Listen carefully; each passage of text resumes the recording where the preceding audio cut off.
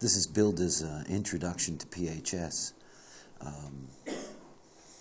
which from my perspective, is absolutely hilarious because this is a subject that is so enormous. It really is, it's enormous.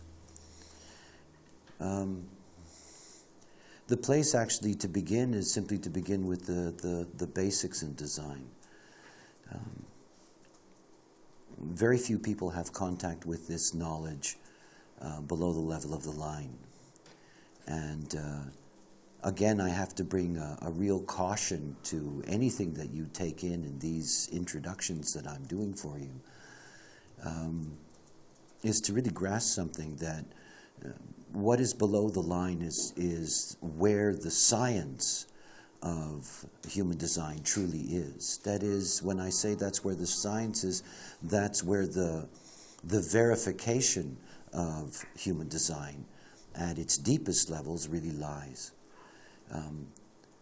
Basic constructs in design have already been substantiated, but there are so many things that have to do with below the level of the line, below the surface, that lead to just about every area of well-being, whether that be psychological well-being or physical well-being, and any direction that we can look in.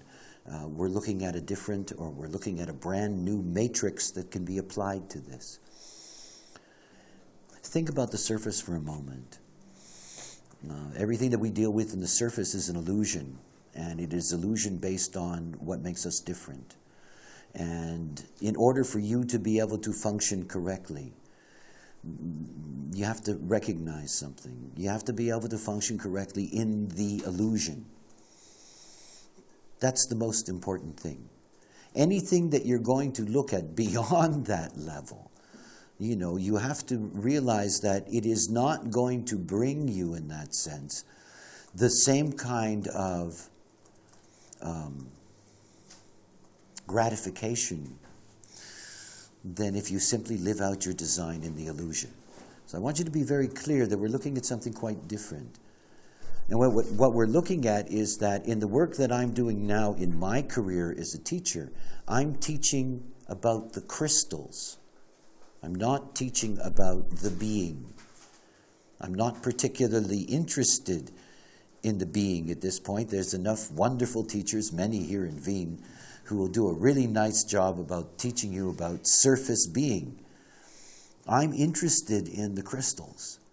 And I'm interested in the crystals because the moment that we truly begin to understand, not simply understand how the crystal works, but that we can actually map the various ways that it works, that we have two very distinct sets of knowledge. Yesterday I did a general introduction to color, and basically personality color. Personality color is part of the Rave psychology program. This is about our ability through this knowledge, through understanding the personality crystal, to be able to map the way in which that crystal operates. In other words, to be able to map the way in which the mind works. And when we go over to the design crystal, we get to the mother of all wonders, the design crystal is really quite an incredible thing. The thing that impresses me over and over and over again, that I am so deeply in awe of, are these forms. And the advantages that these forms bring. Everything about human design is about the mastery of the form principle. Everything. If you can figure out how the design crystal works, you can heal any form. You can heal any form. Because the whole story of the form is there in the crystal itself. Not only the whole story of the form, but specifically how that form is supposed to work. It comes to the basic thing that is there in human design that's so important to grasp, is that we are designed to be different. Different. My longtime colleague, Martin Grassinger, some of you may know Martin, he likes to call PHS the personal health system, which is a really good name for it, by the way, because that's precisely what it is. It is, in fact, the differentiated form that you have. You have a differentiated personality, and you have a differentiated form. And when you think about the fact that your form is different from everyone else's, I mean, this is one of the things to really grasp. If you go out into the medical environment, again, what you're going to be able to have is you're going to be able to have people tell you how your form is like everyone else's.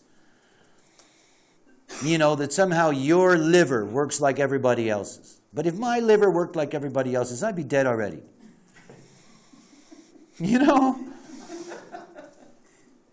I mean, there are so many things that I have done in this life that I should be dead according to the way normal bodies function, It's like the grandma who hits back the shot of bourbon every night, smokes a cigar before bed, and lives to 116,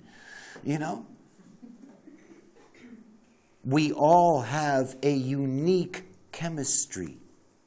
A unique chemistry. We actually all have a unique biology. Each and every one of us. Oh, yes, there's similarities. We can tell the difference between our bodies and that of a monkey, sort of. There are similarities. But those similarities are very superficial in a sense. Just think about something as simple as the heart muscle. Right? You would think, hey, his heart muscle and my heart muscle, same thing, right? No. They're not the same thing at all. Oh, yes, they have similar functions. That's true. They pump blood, stuff like that. But they're different. There is a difference. And there is a difference in terms of how his heart and my heart are going to respond to two things. What it meets on the outside and what it takes into the inside. I mean, this is the basic binary. Every single aspect of your physical nature is unique. Now, let's think about the illusion for a moment. Human design says to somebody, look, the reason that you have problems is that the way you're designed is that you have a lot of receptors. Those receptors are what we call open centers, open gates, open channels. You've got a lot of receptors. And what happens to you is that because you have all of those receptors, well, if you got them, you might as well hook into stuff, right? I mean, that's what they're there for, right? So you've got all these receptors. Now, these receptors do not represent what makes you different. What makes you different is those places that are defined, that are colored in. That's different. That's your differentiation. Those little hanging gates, all that stuff, that's your difference. But everything that's white in your design is a receptor. That's what it's there for. Not only is it a receptor, but it's hungry. I want some of that, and I want some of that, and I want some of that, and give it to me now. And I like that better than this, And with those receptors, and they're all so hungry, you take all that stuff in, and slowly but surely, you become like that stuff. Conditioning. But the conditioning is not just individual. It's a homogenized conditioning field. Because we're not just conditioned by the people we meet. We're conditioned by a program that's moving, that conditions all of us. Now you see, where you're fixed, you're different. You're different. But where everybody is open, they're all trying to be like everybody else. Right? Wherever they're all open, they're all trying to be like everybody else. Not only are they trying to be like everybody else, they're conditioned to be like everybody else. They got everybody else's problems. They got everybody else's everything else. Okay, good. Good for them. Now think about your body. Your body is unique too. This form is unique. But the moment that you look at this design, you're going to see immediately that this form, there is an aspect of this form that is very fixed in a certain way. And then you got all those receptors. And so what happens?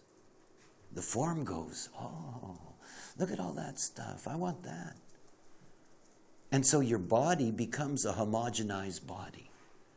And you can tell that because if everyone in the room has a headache, everybody tells them, do you want an aspirin? You know? I mean, this is the homogenized body. You know, one product serves all. Yeah? The moment you see one product serves all, oh boy, is there something wrong, eh? Because everybody's homogenized. Now think about your body. You can see it on the surface because it's so obvious on the surface. You know, you see somebody with an open throat. Right? And you know right away that sooner or later that open throat is going to cause them a lot of physical problems. And it's going to cause them a lot of physical problems because that open throat, with all of its receptors, is amplifying all that throat energy, and that thyroid system is getting overworked, and sooner or later you either have somebody who just buzzes themselves into oblivion, you know, or they slow down to a point that they can't move. If you have a defined throat and you're not operating correctly through your defined throat, classic 2034s. In my experience with the definition 2034, about 5% of all of those people have had their thyroids removed. Not operating correctly. If your vehicle isn't operating correctly, you're really in trouble. Because your vehicle is everything. And everything is connected in that. It doesn't matter where something is wrong in your vehicle. It affects everything. This is genetic continuity. It's in the whole thing. It affects the way your brain works. It affects the way you see, hear, touch, smell, whatever it is. All of it gets affected. And if you're not operating out of what is your form, what is right for your form, don't be surprised that your form has problems. And it does. And when those problems get to the surface, they can get really ugly. The dilemma that we have, what PHS is really about, is that when you're looking at the surface, all you see is the end symptom. In other words, something emerges on the surface. But in order to be able to track what that is down to its source, you can only see that through the design crystal. Yeah, this design crystal is really something. Think about the way life begins. You know, conception. Conception begins when there is a design crystal and a magnetic monopole in the egg. This is the beginning. There is no personality crystal. Please understand that. I mean, understand that in the deepest possible way. It's not needed. You know? Understand it that way. It's not needed. We don't need you, you know. As a matter of fact, not only would there be nothing for you to do, but there's no place for you to even sit, you know? Stay away. And then you go through this enormous process. I mean, one of the first things, and it's something that you're very fortunate with here in Austria because the book has been published here. One of the first steps to really understand how incredible the design crystal is, and that the weight, the power of the design crystal relative to personality, is to look at the first 88 degrees of life from the point of conception. Now, the Design to Pregnancy is a book that it's available in German here. And it's superb. I'm still waiting for it in English one of these days. So I can sell that to a lot of people so that they read that because it's great stuff. But it's very important to understand what the design crystal does because it puts your mind and your personality in its proper perspective, which is a good thing. It's healthy, you know. Put it over there in the corner and let it sit and watch for a while, eh? Okay, so what does the design crystal do? The design crystal builds the form. Now, what does that mean? I mean, aside from the fact that, you know, you're going to have toes and fingers and stuff like that. What does that actually mean? The first thing that it means is that the design crystal is going to create the environment where the potential of self-reflected consciousness can emerge. This is the whole purpose of the larger evolution of the form principle. Everything about the form principle has been about getting to a place in which it can create a form that suddenly becomes conscious. You know, this is what we're doing. We've got scientists on this plane who are trying to do this AI, trying to do this with computers. You know? Can you get to a point where the form can then, on its own, just because the form is so correct, so perfect, so beautiful in its construct, can you create a form that out of that form suddenly put the software in, everything works? Because personality crystals, this is software. It's a program. Software. It's called watching. You know? It's a watching program. It just sits here and goes, oh, look, you know? It's not responsible for anything. Nothing.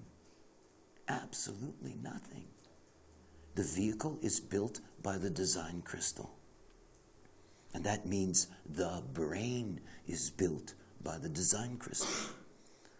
It means that the lymphatic system is built by the design crystal. So if you just start with the lymph system, and you understand that your whole lymphatic system was built before you ever had a personality consciousness, before there was any such thing as mind.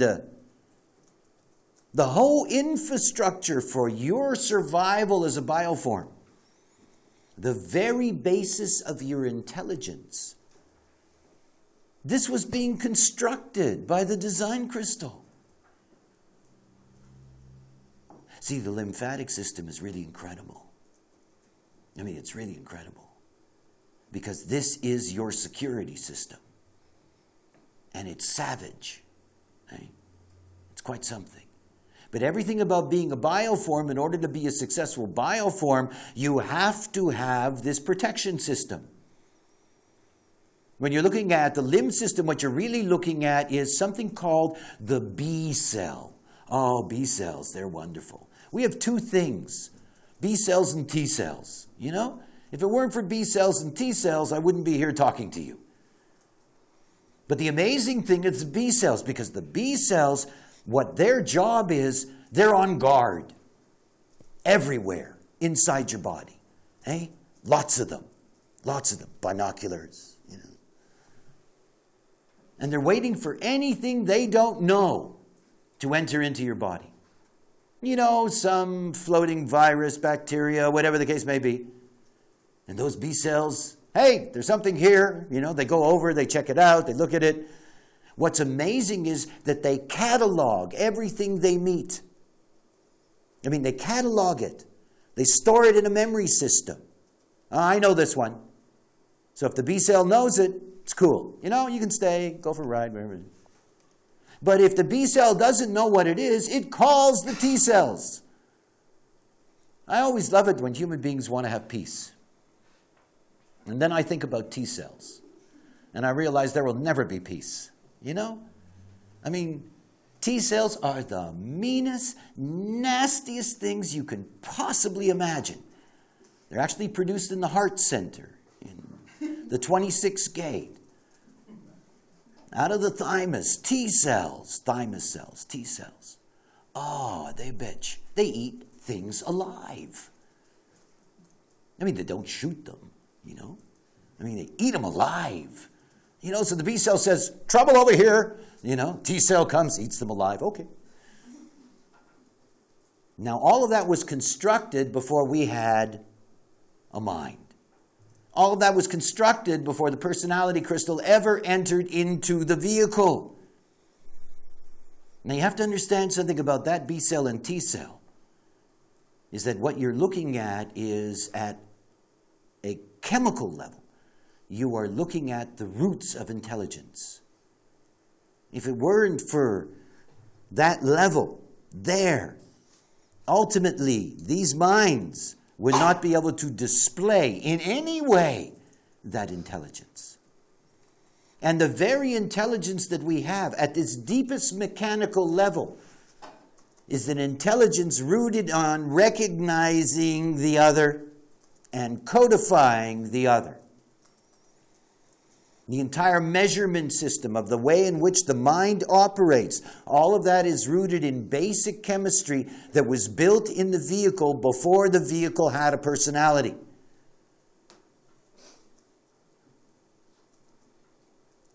It's not just the lymph system, it's the heart and everything that goes with it. And when you think about the heart center, when you come to the surface and you think about, well, we've got, let's see, we've got willpower, and, we've got this potential for initiation and for control and this and that and blah, blah, blah. All of those things, all of them were set in motion before there was ever a personality crystal. All of it. It's all about building the perfect form. We've gone through many, many, many, many models. I mean, many models. If you go back into the Homo family tree, and you go back stage by stage by stage, you will see all of these form principles as they move. Now think about the design crystal or the personality crystal.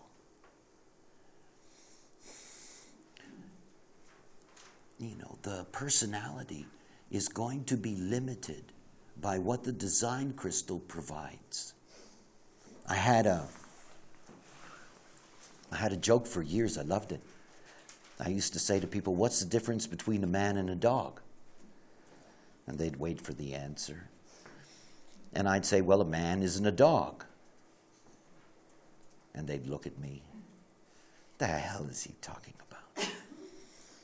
Well, the only difference between a man and a dog is actually the design crystal. Nothing else. And the design crystal that makes dog does not bother with neocortex. There's no point in discussing Einstein or Goethe with your dog. It is not going to work. There is no neocortex. There is no self-reflected consciousness. There is no ajna nor head center. And yet the personality crystal of the dog, woof woof, strip away that, take that personality crystal out of your little Fido and stick it into whoever, and all of a sudden you've got a self-reflected consciousness human. All our fantasies about dogs having profound conversations? Well, just lift their personality crystal out and shove it into something more sophisticated. It's not just dogs, plants. Plants have a personality crystal. Poor bastards. I mean, look at them. All they can do is turn to the sun, You put them in a more sophisticated box and they'll sing opera for you. It's really something to imagine about consciousness. See, we take it so seriously, this personality stuff, Our minds, how important they all are, But I really think it's important to understand that a plant has the same potential. It just doesn't have the advantage of its design crystal. Because it's the design crystal that makes the difference. All a personality crystal does is filter. That's what it does. It filters. And what it filters is the environment that it finds itself in. The design crystal, in moving the neutrino information through the design crystal, it immediately becomes physical implementation. So you have this enormous period of development in all of our lives that takes place in the womb, where for that first process, everything is conditioned. Everything is conditioned by the design crystal. Everything. Everything that you're going to be. Who you are as a chemical equation. You know, all of that is set. It's set. Okay, 88 degrees of the sun before birth. The magnetic monopole in the fetus calls the personality crystal. You know, don't call me, we'll call you. Right? You know? I mean, I always used to love it when people would, you know, there was this esoteric bullshit went around for a while where people were saying, you know, they choose their parents and, you know, they choose where they incarnate. And that's really funny, you know, because personality crystals can't choose anything. I mean, they don't, you know. The magnetic monopole of the fetus sends out a frequency. It is